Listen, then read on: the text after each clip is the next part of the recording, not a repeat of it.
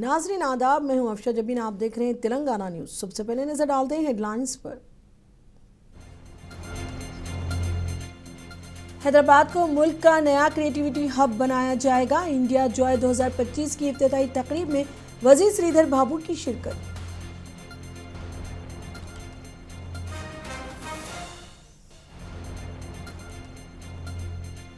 भद्राद्री कुत्तागुडेम में palm oil किसानों का इजलास। मुकामी फैक्ट्री में रिकॉर्ड ऑयल रिकवरी पर खुशी की लहर। रियासत में पाम ऑयल सनत के फरोग का अज़म।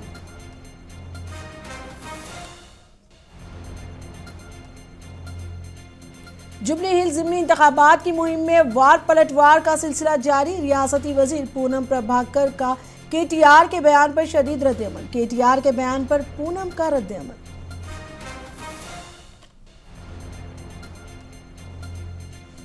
हैदराबाद के मियापुर में गैर कानूनी इमारत ढा दी गई। हाइड्रा और HMDA की कार्रवाई।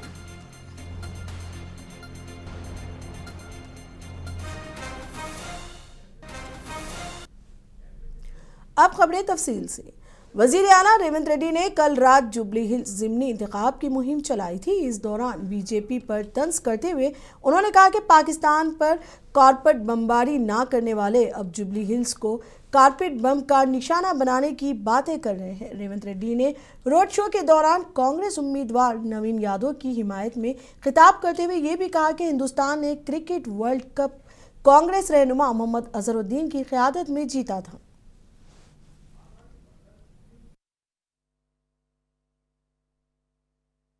పక్కన బండి సంజయ్, రెండో పక్కన కిషన్ రెడ్డి కేంద్ర మంత్రులు అయినరు. బుడ్డ పైసైనా తెచ్చిండ్రా వీళ్ళని నేను అడుగుతున్నా. ఎన్నడన్నా కేంద్ర మంత్రిగా కిషన్ రెడ్డి మన గల్లీకి వచ్చిండా? మన సమస్యలు అడిగిండా? మనం ఎట్లున్నారో చూసిండా? ఇవాళ ఉప ఎన్నికలు రాగానే ఇవాళ మా అభ్యర్థిని గెలిపించండి, కార్పెట్ బాంబింగ్ చేస్తారంట. సిగ్గుండాలన్నాయా? పాకిస్తాన్ వాడు ముడ్డి మీద అంతే ఆడపోయి బాంబులు అయ్యావు కానీ జూబ్లీ హిల్స్ వచ్చి బీజేపీ కార్పెట్ బాంబింగ్ చేస్తారంట. మీ బాబ్ జాగీరా బీజేపీ ఇది. हैदराबाद के जुबली हिल्स हल्के में इंतखाबी मुहिम के दौरान सीएम रेवंत रेड्डी के दिए गए बयान पर मरकजी वजीर जी किशन रेड्डी ने शदीद रद्द-ए-अमल दिया है। उन्होंने रेवंत रेड्डी समेत कांग्रेस की आला क़यादत पर भी इल्ज़ाम लगाया है। कांग्रेस पार्टी हमेशा फौज और मुल्क की तौहीन करती है। रेड्डी रैली में भाषण देते हुए जो ऑपरेशन सिंदूर में भारत सरकार का कोई बम पाकिस्तान में कोई गए नहीं, पाकिस्तान से वापस आ गया, भाग के आ गया और जुबली हिल्स में ये लोग क्या बम डालेंगे, ऐसा भारत के खिलाफ, भारत के सेना के खिलाफ एक मुख्यमंत्री लेवल के व्यक्ति बात करना बहुत गलत है। ये सेना का पूरा पूरा अपमान है, देश का 140 करोड़ जनता का अपमान है। पहले से ही कांग्रेस पार्टी, राहुल गांधी हो, रेवंत रेड्डी हो, अन्य लोग बार बार सेना के खिलाफ बात करते हैं, भारत के खिलाफ बात करते हैं। ये कांग्रेस पार्टी को लोकसभा के ऊपर विश्वास नहीं है, कांग्रेस पार्टी को केंद्र सरकार के ऊपर विश्वास नहीं है, कांग्रेस पार्टी को सुप्रीम कोर्ट के ऊपर विश्वास नहीं है, कांग्रेस पार्टी को इलेक्शन कमीशन के ऊपर विश्वास नहीं है, कांग्रेस पार्टी को कोई एजेंसी के ऊपर विश्वास नहीं है। रेवंत रेड्डी से बताना चाहता हूं, आप जाके किधर किधर भारत के सेना के द्वारा पाकिस्तान के नष्ट हुआ, पाकिस्तान के जाके देख के आइए। हैदराबाद में जुबली हिल्स ज़िमनी चुनाव में कांग्रेस के उम्मीदवार नवीन यादव को कामयाब करने के लिए कांग्रेस लीडर सरगर्म है। वजीर सेहत दामोदर राज नरसिम्हा ने एरागड्डा डिवीजन में घर घर जाकर इंतखाबी मुहिम चलाई। उन्होंने सुल्तान नगर, नटराज नगर, बी शंकर लाल नगर और नेताजी नगर में आवाम से मुलाकात करते हुए कांग्रेस हुकूमत की फलाही स्कीमों को उजागर किया। दामोदर राज नरसिम्हा ने कहा कि वजीर आला रेवंत रेड्डी की क़यादत में आवाम को मुफ्त बस सफ़र, 200 यूनिट तक मुफ्त बिजली, 500 रुपये में गैस सिलेंडर, सस्ते राशन, नए राशन कार्ड और इंदरमा हाउसिंग स्कीम जैसे फ़वाइद दिए जा रहे हैं। MLC D Vithal, MLA doctor Rajesh Reddy और कॉरपोरेटर विजया रेड्डी भी उनके हमरा मौजूद थे।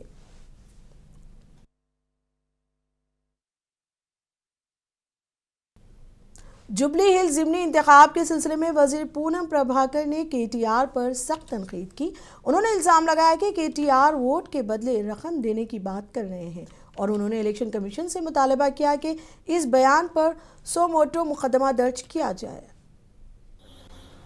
అక్రమంగా సంపాదించినటువంటి 10 సంవత్సరాల పాలనలో ఉన్నటువంటి అహంతో జూబ్లీ హిల్స్ ఓటర్లను కొనుగోలు చేసే పద్ధతిలో ఓటుకు 5,000 అడుక్కోండి అని చెప్తున్న మాట ఆక్షేపణీయం. ఎన్నికల కమిషన్కు కాంగ్రెస్ పార్టీ పక్షాన ఫిర్యాదు చేస్తున్నాం. సోమోటోగా కూడా ఎన్నికల కమిషన్ ఓటుకు 5,000 రూపాయల ప్రస్తావన తెచ్చినటువంటి KTR గారిపైన కేసు పెట్టాలని కోరుతా ఉన్నాం. అదేగాక చరిత్రలో అందరికీ తెలుసు, హుజురాబాద్ ఉప ఎన్నికల్లో ఓటుకు 6,000 ఇచ్చినటువంటి సంస్కృతి సాంప్రదాయం మీది. మేము ప్రజల అభిమానంతో అభివృద్ధి చేస్తామనే విశ్వాసం కలగజేస్తూ ఓట్లు అడుగుతా ఉన్నాం. జూబ్లీహిల్స్ ప్రజలు ఆలోచన కలిగినటువంటి వాళ్ళు కంటోన్మెంట్ ఉప ఎన్నికల్లో ఏ విధంగా అయితే కాంగ్రెస్ గెలిపించినారో తప్పకుండా జూబ్లీహిల్స్ ఎన్నికల్లో కాంగ్రెస్ని గెలిపిస్తారనే విశ్వాసం ఉంది. మేము ఇస్తున్నటువంటి 200 యూనిట్లు కావచ్చు, కొత్త రేషన్ కార్డులు కావచ్చు, సన్న బియ్యం కావచ్చు, మహిళలు ఉచితంగా బస్ ప్రయాణం కావచ్చు, వడ్డీ లేని రుణాలు కావచ్చు, నూతనంగా ఉద్యోగాలు కావచ్చు, హైదరాబాద్ ఇన్ఫ్రాస్ట్రక్చర్ సంబంధించినటువంటి డ్రింకింగ్ వాటర్, డ్రైన్, ఇతరత్ర అంశాలు కావచ్చు, అన్ని రకాల అంశాలు మా అభ్యర్థి చదువుకున్నటువంటి పని చేయగలిగే శక్తి ఉన్నటువంటి నవీన్ యాదవ్ గారిని ఆశీర్వదిస్తా ఉన్నారు. మా ప్రభుత్వం रियासती हुकूमत के नए मुशीर P सुदर्शन रेड्डी ने वजीर आला रेवंत रेड्डी से मुलाकात की और उनकी तकर्री किए जाने पर CM रेवंत का शुक्रिया अदा किया। वो जुबली हिल्स में CM रेवंत की रिहाइशगाह पहुंचे थे। इस मौके पर PCC सदर और MLC महेश कुमार गौर, मुत्तहदा निज़ामाबाद के अरकान असम्बली और दिगर अवामी नुमाइंदे भी मौजूद थे। बताया गया कि इस मुलाकात के दौरान रियासत की तरक्की और अवामी खिदमात से मुताल्लिक़ उमूर पर बातचीत हुई।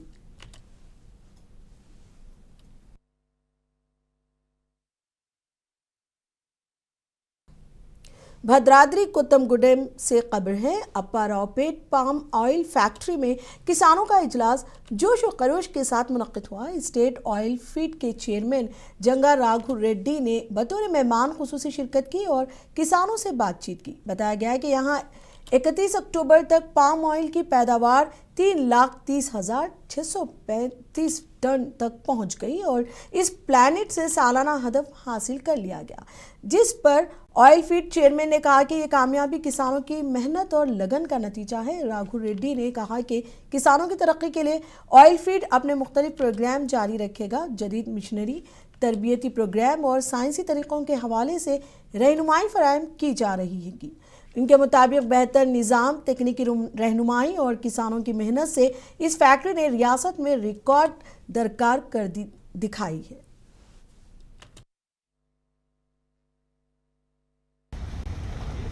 రేవంత్ రెడ్డి గారు అధికారంలోకి వచ్చిన తర్వాత రైతులకు రాజు చేసే దిశలో ప్రయాణం చేస్తున్న సంగతి మీ అందరూ మర్చిపోవద్దు. అధికారంలోకి రాగానే మన మంత్రివర్యులైనటువంటి తుమ్మల నాగేశ్వరరావు గారు మనం ఎలక్షన్లో హామీలో భాగంగా రైతులకు 2 లక్షల రూపాయలు ఇచ్చి ఇలా 2 లక్షల రూపాయలు అని చెప్పి ఈ సందర్భంగా మీకు తెలియజేస్తా ఉన్నా. దాంతోపాటు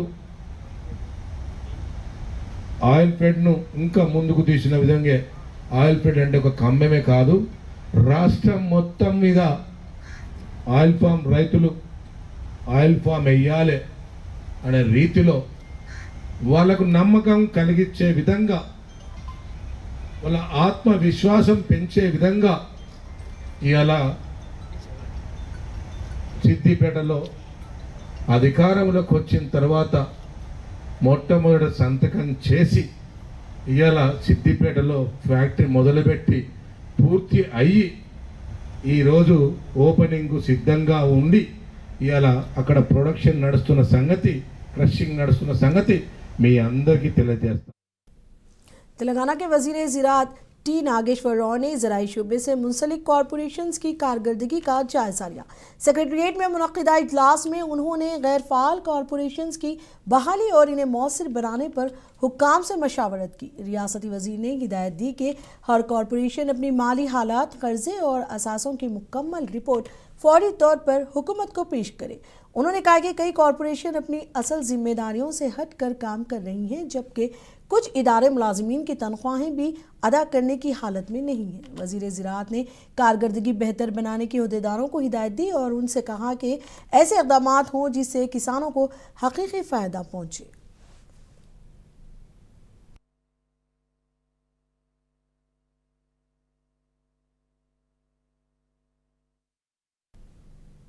जंगौर में MLA पी राजेश्वर रेड्डी और साबिक MLA दियाकर राव ने मीडिया से बात की। उन्होंने कहा कि तूफान से मुतासरा किसानों को फौरी मुआवजा दिया जाए।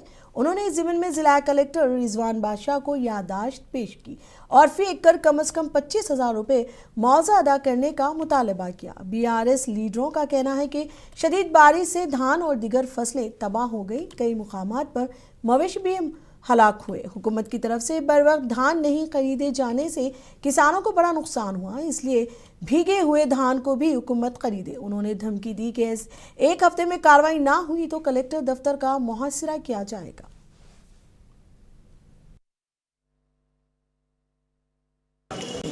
ఉమ్మడి వరంగల్ జిల్లా ఉమ్మడి అదేవిధంగా భాగంగా ఉన్న జనగామ జిల్లాలో కూడా చాలా పంట నష్టం జరిగింది. వరి పైర్లు మొత్తం కూడా పొట్టకొచ్చినాయి కానీ కోతకొచ్చినాయి కానీ మొత్తం కింద పడిపోయినాయి. కోసిన వరి ధాన్యం మొత్తం కూడా కళ్ళాలకు వస్తే ప్రభుత్వ నిర్వాహకం వల్ల ఆ పంటను కొనకపోవడం వల్ల మొత్తం కూడా పంట నీళ్ల పాలైంది. ధాన్యం దడిసిపోయింది.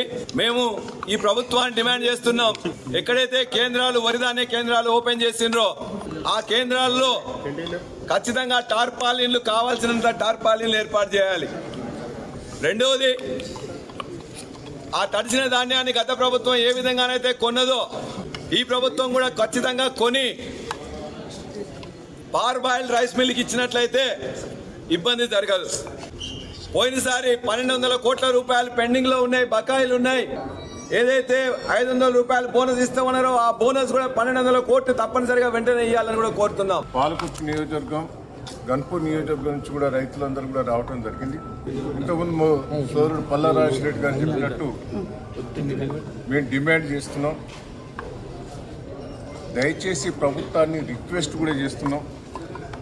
వారం రోజులు టైం ఇస్తున్నాం. ఈ వారం రోజుల లోపల ప్రభుత్వం చర్య తీసుకోకపోతే విలేజ్ వైజ్గా కూడా ధర్నా చేయటం కూడా. तेलंगाना में 42% BC रिजर्वेशन के निफाज के लिए काविशें जारी हैं। आज हैदराबाद के लंगर हाउस में वाक़े बाबू घाट पर खुसूसी प्रोग्राम रखा गया। इसे दुआया मजलिस करार दिया गया। इस प्रोग्राम में TPCC सदर और MLC महेश कुमार गौड़, साबिक MP हनुमंत राव और BC कमीशन के चेयरमैन वो अराकीन शरीक हुए। बताया गया कि रियासती हुकूमत में शामिल व दिगर BC लीडरान भी इस प्रोग्राम में शरीक हुए। इन रहनुमाओं ने BC तबकात के हकूक़ के लिए काम करने के अज़म का इआदा किया और रिजर्वेशन पर अमल दरामद के अज़म का भी इजहार किया। तेलंगाना के वजीर IT D श्रीधर बाबू ने कहा कि हैदराबाद को सिर्फ IT मरकज़ नहीं बल्कि मुल्क के उभरते हुए क्रिएटिविटी हब के तौर पर तैयार किया जा रहा है। वो हैदराबाद इंटरनेशनल कन्वेंशन सेंटर में इंडिया जॉय 2025 की इफ्तिताई तकरीब से खिताब कर रहे थे। उन्होंने कहा कि शहर हैदराबाद अब टेक्नोलॉजी, कहानी नवीसी और डिज़ाइन के इम्तिजाज का मरकज़ बन चुका है और यही मुस्तकबिल की तरक्की की बुनियाद होगा। अपने मिशन स्टूडियोज़, गेमिंग डेवलपर्स और क्रिएटिव इंटरप्रेन्योर्स को हुकूमत के साथ शिराकत में creative futures fund, esports academy और ख्वातीन क्रिएटर्स और स्टार्टअप के लिए खुसूसी प्रोग्राम शुरू करने की श्रीधर बाबू ने दावत दी। श्रीधर बाबू का कहना था कि हुकूमत रेगुलेटर के बजाय शिराकतदारों और माउन का किरदार अदा करेगी। उन्होंने कहा कि image tower, AI invention hub और मुजवज़ा AI सिटी जैसे मंसूबे हैदराबाद को आलमी सतह पर नई शनाख्त देंगे। This is the India Joy conference where lot many creators and gamers and the coders convergence at this place, and they just wants to deliberate on many issues of technology, how technology will pervade their domain expertise and move forward. And in fact, Hyderabad is such a place where technology always converges with the domain expertise of different fields. And this is where our government is also lying to stress on,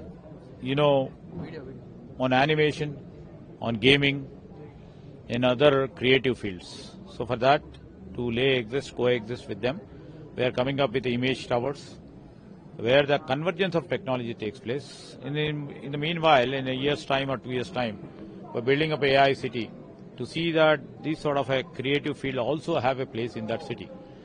And, the point over here is this is the best place for any, gaming industry or, imagining field to come and put their offices, put their research, where design clubs over here to come and stay with us. And that's the real reason. And people from many countries are also over here in this India Joy conference. And we made an appeal. And we told that Hyderabad is the best place. The India Joy basically for tech side is an event. So VFX and animation and AI side. In technology, which is new cameras are coming, new technology coming. For every year there is a participation, they are arranging this. France के consul general mark लामी ने अपने वफ्द के साथ तेलंगाना के वजीर आला से हैदराबाद में मुलाकात की।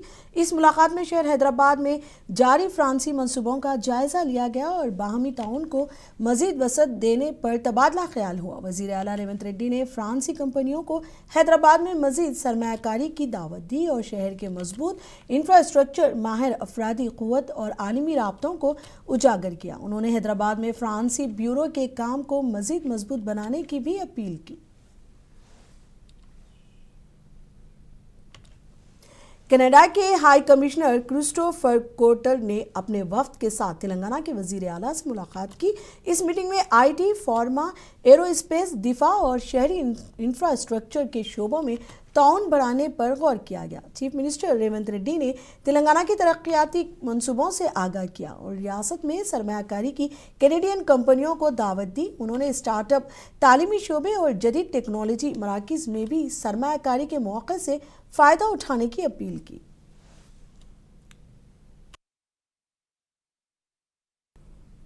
जोगोलंबा गुदवाल जिले के इटक्याल मंडल धर्मावरम बीसी हॉस्टल में जुमे की रात खाना खाने के बाद तकरीबन 50 तलबा फूड पॉइजनिंग का शिकार हो गए। हॉस्टल में जुमला 150 तलबा मुकीम है। फूड पॉइजनिंग से मुतासरा तलबा को इलाज के लिए गुदवाल सरकारी अस्पताल मुंतकिल कर दिया गया। तलबा का कहना है कि वार्डन की लापरवाही के बाइस ये सूरत हाल पैदा हुई। वाक़े की इत्तला मिलते ही जिला कलेक्टर BM संतोष, एडिशनल कलेक्टर नरसिंह राव और दीगर ओहदेदारों ने अस्पताल पहुंचकर तलबा की इयादत की और तलबा के इलाज का जायजा लिया। इस मौके पर कलेक्टर ने कहा, जिम्मेदार वार्डन के खिलाफ सख्त कार्रवाई की जाए।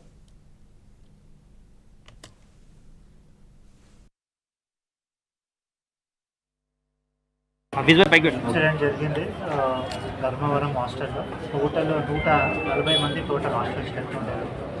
దాంట్లో నిన్న 110 మంది ఉన్నారు. దాంట్లో రాత్రి హాస్పిటల్కి 54 మంది వచ్చారు. టోటల్ 110 మంది ఉన్నారు.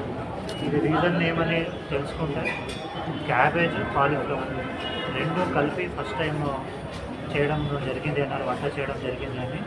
సో మోస్ట్లీ మన అనుమానం ఏంటంటే క్యాబేజ్, కాలీఫ్లవర్ పెట్టడం వల్ల ఫస్ట్ టైం. సో అది హైజీనిక్గా ఉందా ఏమి మనం చూస్తాము. సో ఫస్ట్ ఇనిషియల్ రిపోర్ట్ ఇప్పుడు మాట్లాడితే 55 మందిలో ఆల్రెడీ 32 మందికి పంపించేశారు. 54 మందిలో ఇంకా 22 మందిలో ఉన్నారు. సో ఎవరికి ఏమీ సివియరిటీ లేదు. మెడికల్ సూపరింటెండెంట్ గారు ఉన్నారు. నిన్న రాత్రినే మనకు అక్కడ కాల్ చేసిన వెంటనే అంబులెన్స్ కూడా వెళ్ళడం జరిగింది. అక్కడ నుంచి ఇక్కడ రావడానికి ముందు మన అందరూ డాక్టర్స్, సూపరింటెండెంట్ గారు, డిప్యూటీ సూపరింటెండెంట్ గారు అందరు ఇక్కడ ఉన్నారు. వచ్చిన వెంటనే వాళ్ళకి ఇమీడియట్ ట్రీట్మెంట్ ఇచ్చేసి, సో వచ్చినప్పుడు ఒక ఇద్దరు మాత్రమే ఎక్కువ డిహైడ్రేషన్ అయింది తప్ప।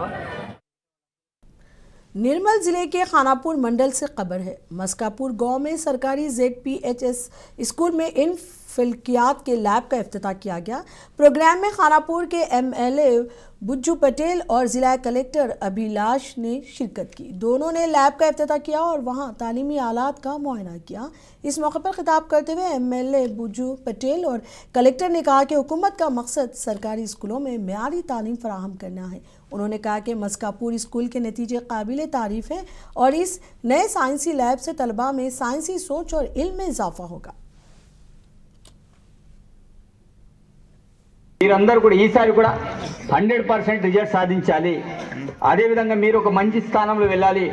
ఈ పాఠశాల నుంచి చదివిన విద్యార్థులు రేపటి రోజు మీరు ఎమ్మెల్యేలుగా, ఐఏఎస్ ఆఫీసర్లుగా, ఐపీఎస్ ఆఫీసర్లుగా తయారు కావాలి. మీకు ఏ లక్ష్యం ఉంటే ఆ లక్ష్యం వైపు ప్రయాణం చేయండి. చాలా రకాల దారులు ఉంటాయి. డిఫరెంట్ చాలా మంది స్టేట్ గవర్నమెంట్ పోస్టుల కోసమే ప్రయత్నం చేస్తుంటారు. కానీ సెంట్రల్లో వెళ్ళడానికి ఎవరు కూడా ప్రయత్నం చేయరు. రైల్వేస్ కావచ్చు, నేవీ కావచ్చు, అదేవిధంగా ఎయిర్పోర్ట్ చాలా రకాల జాబులు ఉంటాయి. చాలా మంది ఎవరు అనుకుంటారు చదువునే వాళ్ళు నేను టీచర్ అయితా లేకపోతే డాక్టర్ అయితా చిన్న వాటి మీద లక్ష్యాలు పెట్టు. చిన్న కాదు, మనమైతే అభిలాష మేడం లాగా కలెక్టర్లు అవ్వాలి. లేకపోతే रियासत लीगल सर्विस अथॉरिटी के चेयरमैन ने अहम ऐलान किया है। महबूबनगर जिले लीगल सर्विस अथॉरिटी के तहत 15 नवंबर को जिला कोर्ट में खुसूसी लोक अदालत मुनक्किद होगी। FAC प्रिंसिपल डिस्ट्रिक्ट जज व चेयरमैन के चक्रवर्ती ने बताया कि मौजूद जजेस और लीगल सर्विस अथॉरिटी के अरकान की मौजूदगी में मुकदमात की समाअत होगी। उन्होंने कहा कि लोक अदालत के जरिए मुकदमात कम खर्च, तेज़ रफ्तार और बाहमी रजामंदी से हल किए जाएंगे। अवाम से अपील की गई कि इस मौके से फ़ायदा उठाकर अपने तनाज़ात पर अमन तरीके से हल करें। నేషనల్ లీగల్ సర్వీస్ అథారిటీ और స్టేట్ లీగల్ సర్వీస్ అథారిటీ ఆదేశాల ప్రకారం ఈ నెల 15వ తారీఖున స్పెషల్ లోక్ అదాలత్ ఒకటి కండక్ట్ చేస్తున్నాము. ఈ లోక్ అదాలత్ ఆబ్జెక్ట్ ఏంటంటే కోర్టులో పెండింగ్ ఉన్న కేసులన్నీ కూడా రాజీ ద్వారా పరిష్కరించడం కోసం చెప్పి పెట్టడం జరుగుతోంది. ఆల్రెడీ పోలీసు వాళ్ళతోని, అలాగే బ్యాంక్ అఫీషియల్స్తోని, నేషనల్ ఇన్సూరెన్స్ కంపెనీ వాళ్ళ స్టాండింగ్ కౌన్సిల్స్తోని వాళ్ళంతా కూడా మీటింగ్ జరిగింది. అలాగే జ్యుడిషియల్ ఆఫీసర్స్ కూడా జరిగింది.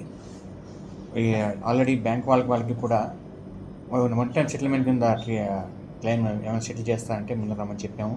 వాళ్ళు కూడా పాజిటివ్గా రెస్పాండ్ అయ్యారు. అలాగే మోటార్ వెహికల్ रियासती वजीर कुंडा सुरेखा ने नरसापुर हल्के में इको पार्क और पार्क कॉटेज का इफ्तिताह किया। इस मौके पर कुंडा सुरेखा ने कहा कि हुकूमत माहौलियाती तहफ़्फ़ुज़ पर खुसूसी तवज्जो दे रही है। इको पार्क जैसे मंसूबे नई नस्ल को मुतासिर करेंगे। उन्होंने कहा कि पार्क में मौजूदा नायाब पौधे खुसूसी तवज्जो का मरकज़ है। पार्क में लग्जरी सहूलियात, पिकनिक स्पॉट्स, तकरीबात के इनेकाद के लिए सहूलियात और हरियाली अवाम को मुतासर करेगी। इस मौके पर रुकन पार्लियामेंट रघुनंदन और रुकन असम्बली सुनीता लक्ष्मा रेड्डी और सरकारी अहदेदार मौजूद थे।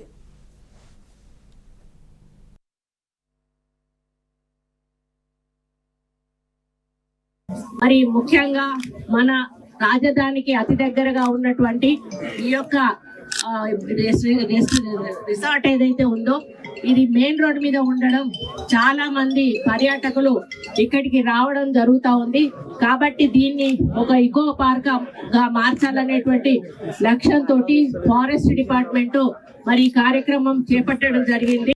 ఎందుకంటే గతంలో పొల్యూషన్ తక్కువగా ఉండేది, కానీ ఇప్పుడు పొల్యూషన్ ఎక్కువగా ఉండడం వలన దాదాపు పర్యాటకులు సాటర్డే సండేస్ కానీ హాలిడేస్ కానీ వచ్చినప్పుడు ఇటువంటి మరి ప్రశాంతంగా ఉండేటి పొల్యూషన్ దూరంగా ఉండేటువంటి ఎకో పార్కుల లాంటి ఫారెస్ట్ లో ఉండేటువంటి పార్కుల సైడు మరి వాళ్ళు దృష్టి సారిస్తున్నా ఉన్నారు. మరి గతంలో निर्मल जिले के करीम मंडल में अफसोसनाक वाक़या पेश आया। यहाँ करीमनगर के सरकारी टीचर के राजशेखर रेड्डी सेल्फी लेते हुए कडेम प्रोजेक्ट में गिरकर लापता हो गए। इतलात के मुताबिक वो शादी के सिलसिले में खानापुर आए थे और वापसी के वक्त प्रोजेक्ट पर तस्वीर लेने की कोशिश में हादसा पेश आया। 37 साल के राजशेखर रेड्डी करीमनगर जिले के जोलापल्ली में सरकारी प्राइमरी स्कूल में SGT के तौर पर खिदमात अंजाम दे रहे थे। पुलिस और रेस्क्यू टीमें उनकी लाश में मसरूफ है।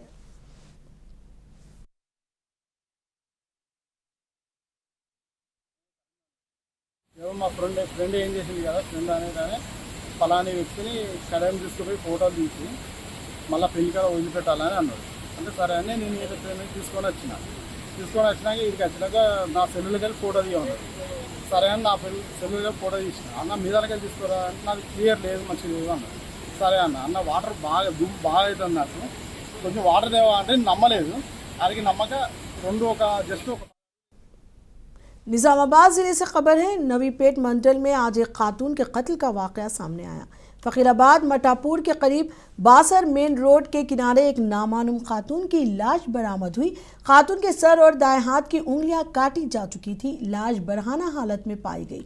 पुलिस के मुताबिक फौत खातून की उम्र 30 से 40 साल के दरमियान बताई गई है। इब्तदाई तहकीकात में शोबा जाहिर किया जा रहा है कि खातून के साथ ज्यादती के बाद कत्ल किया गया और मुमकिन तौर पर इसे किसी और मुकाम पर कत्ल करके यहाँ फेंक दिया गया। मुकामी अफराद के इतला पर नवीपेट SI तिरुपति अपनी टीम के साथ मौके वारदात पहुंचे और मुआयना किया। बाद अज़ां पुलिस कमिश्नर साइद ने भी जाए हादसे का तफसीली जायजा लिया।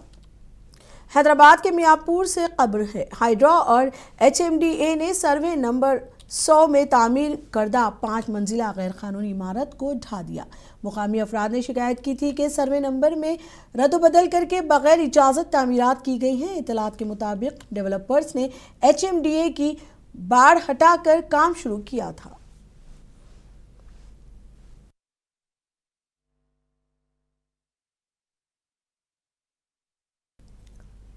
तेलंगाना न्यूज़ में अब तक के लिए इतना ही। मुझे दीजिए इजाज़त। आदाब।